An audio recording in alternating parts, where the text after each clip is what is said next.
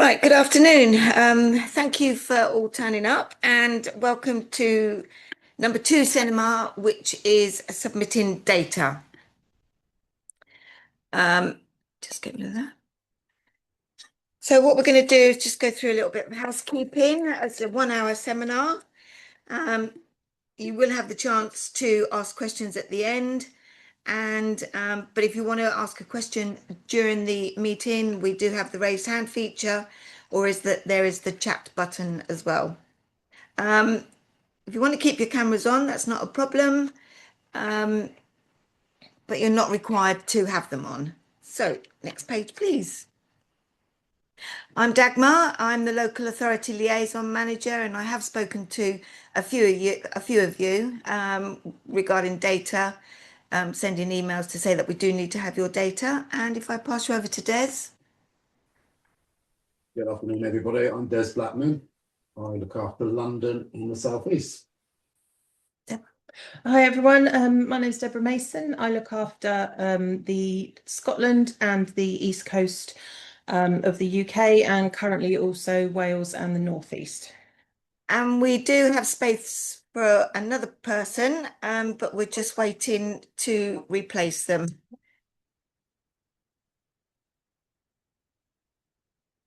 Right, the topics that we're covering today. Who are the Share Foundation? Types of saving accounts available, importance of submitting data, and what constitutes a qualifying young person, submitting data, and additional processes for CTFs, retrospectives for young people, correspondence, and as always, there's questions and further discussions if you do need them.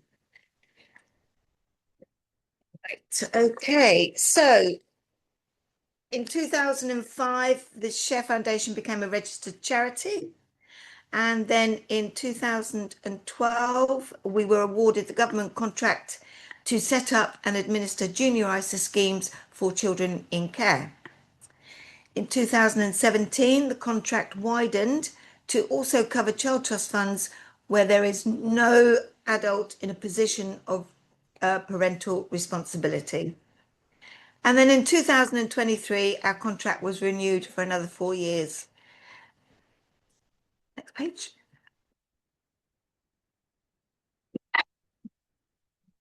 Oh, that's over to you, Deborah, isn't it? Oh, Des.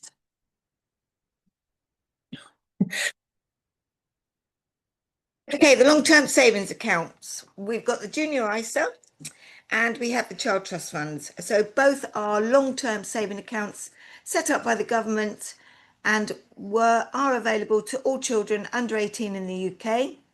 The CTF scheme closed to new accounts on the 2nd of January 2011, and then this is when the junior ISA scheme took over. The Share Foundation can only manage CTF accounts where the local authority health trust confirms that there is no one suitable in a position of parental responsibility, and anyone can contribute to an account.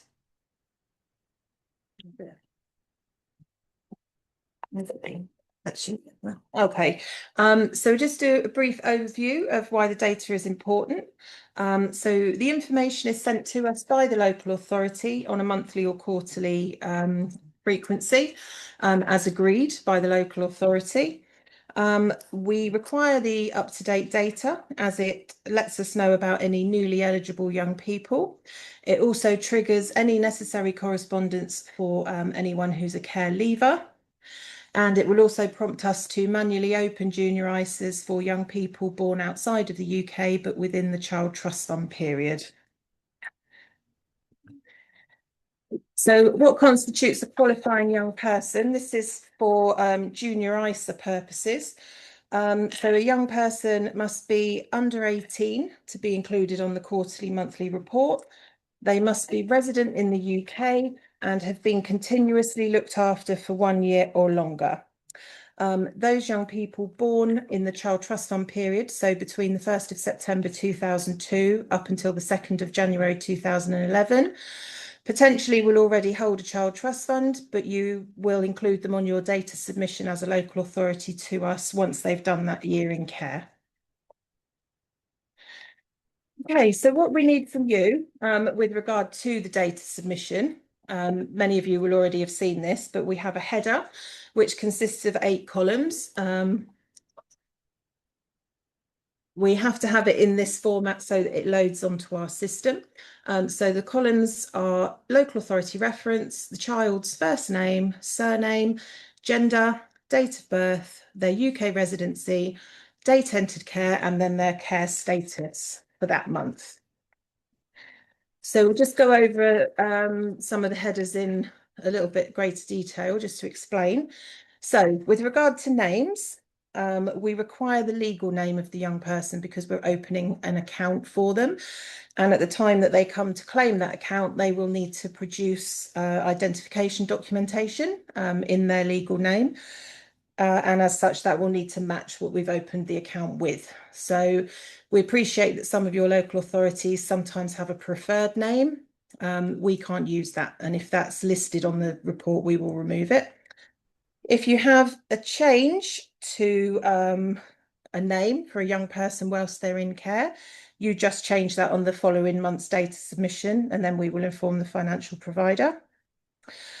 If the young person has had a change of name, but they have a trust fund, we may come back to you and ask you for a copy of a deed poll certificate or other legal name change document, as the financial provider for a child trust fund is likely to want a copy of that.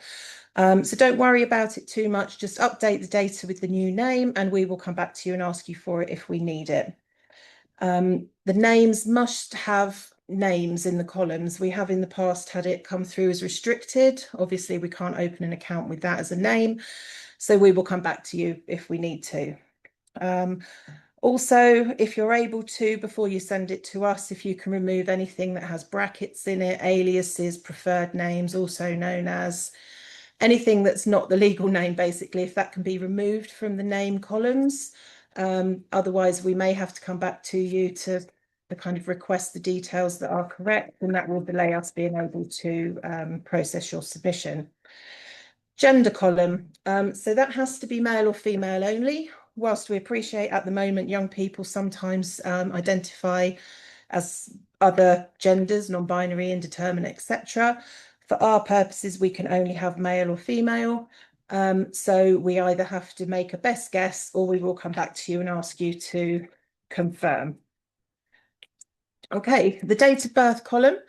The young person must be over 1 year of age. So if there's anyone under, we will remove them because they're not yet ready to be reported to us. UK residency. This is a yes or no column. Part of the junior ISA criteria is that young person has to be resident in the United Kingdom in order to have eligibility for a junior ISA. So we would ask that to be a yes or a no. For child trust funds, we also require that column to be used for their current UK residency. So if they're in care in the UK, you would put yes. And then in a later column to the right-hand side, you would indicate if they were UASC, which will trigger us to open an account. The date entered care, again, they're not included on the report to us unless they've been in care for over a 1 year continuous period. Anybody showing with a date less than a year would be removed. Okay, so child status codes. So these are the ones that we can accept. So you have in care, not in care, attained majority, adopted special guardianship, returned to parents, other, and died. You don't have to differentiate with returned to parents or adopted, etc. You can just use not in care for those. It doesn't matter to us. It generates the same letter anyway. But sometimes it is quite nice to know that it's an adopted young person, should we get a telephone call from a parent, etc. Right, okay.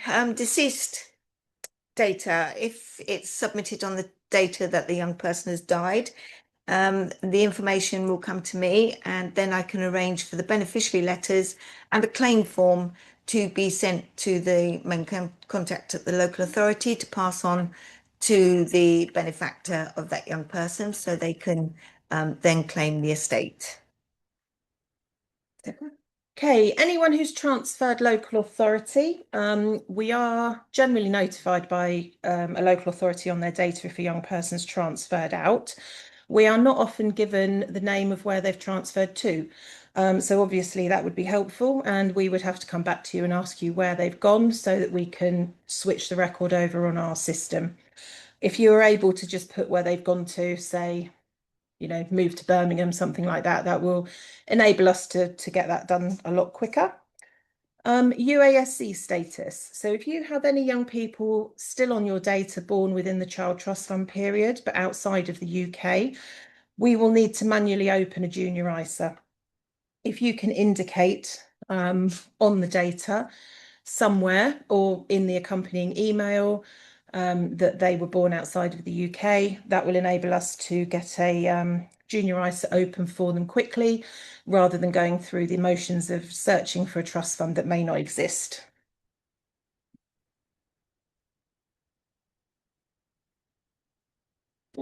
Okay, so we have an additional process for Child Trust Fund age young people. So they're submitted on your data. And as we touched on earlier, we are only able to manage Child Trust Fund accounts where a young person has nobody with parental responsibility. So what happens is we will send a list to the main contact at the local authority on or around the 23rd of the month, with a list of any Child Trust Fund age young people where we require the parental responsibility status. You, as the local authority, return that report to us with either a yes or a no. And any ones that you indicate as no, we will be able to go to HMRC to search for and then potentially take over as the contact on that trust fund whilst the young person remains in care. On that report, you can also indicate any young people that were born overseas. And again, that would trigger us to open the junior ISA if that hasn't already been flagged on the data submission. Right, retrospectives, a young person, for young people. If a young person qualifies for a JISA payment but has already left care, the LA asks her to submit young person's details on a retrospective header. Same column as main data submission, but with additional date, left care and born in UK. Yes or no for the CTF age of young people. A care leaver born outside of the UK can qualify for a retrospective JISA payment if they meet the JISA criteria before leaving care. A letter is issued to the LA for onward transmission to the young person if 18 or plus, or to the responsible adult if under 18 to claim the JISA payment. And then new process for 18 plus, now paid by BACS payment, and will need to provide a copy of the bank statement with the signed form.